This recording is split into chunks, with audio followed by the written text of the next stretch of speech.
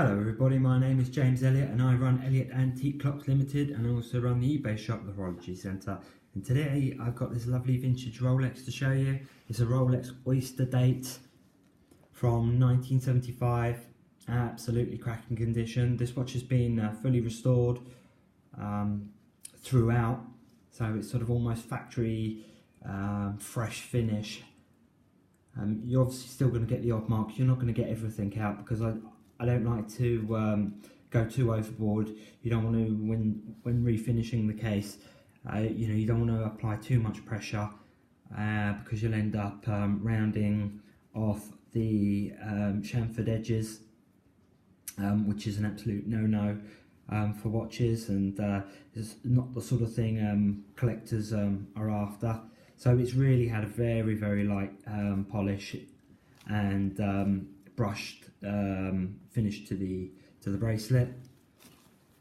The watch, as I said, dates from 1975 and is reference number 6694 with a manual wind movement, which is caliber 1225. It's absolutely stunning. It's a really, really lovely watch. So let's wind it. Sorry, without knocking the camera. And we'll see this watch breathe into life.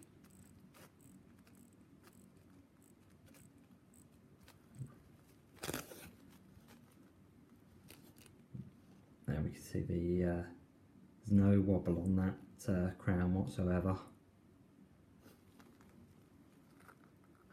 Original Rolex crown.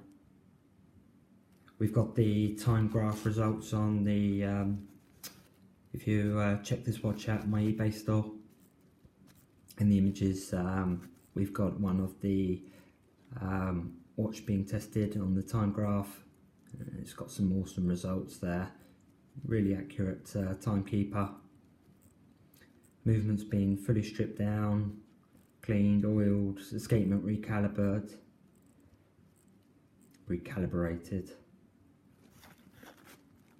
and I'm dead pleased with that, the way it's come out.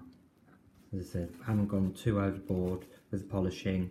The Rolex emblem was already rubbed when I received the watch. That's really the sort of area that really gets it, as far as, when somebody's knocking their arm around and what have you.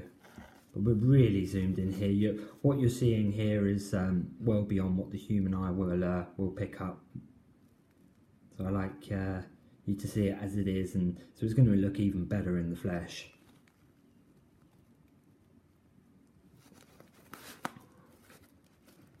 Now I don't check my vintage watches for as far as pressure testing is concerned.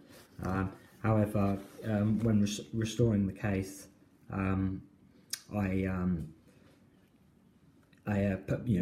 fit it all together before fitting the movement in, with the crown screwed down, obviously the glass in place with the bezel on, and the case back screwed down tightly, and I just place it into a sort of a nice deep vat of water, and just observe the case. If there any air bubbles are escaping, then you've got a problem. However, I wouldn't sort of go swimming with a vintage watch. That's just really a sort of safety test that if water if you were to accidentally submerge it, you're not going to get water in there. So if it's airtight, it should be watertight. So I hope you've enjoyed watching this video. Please check this watch out in my eBay store. Please don't forget to like and subscribe. Thanks very much for watching. Bye for now.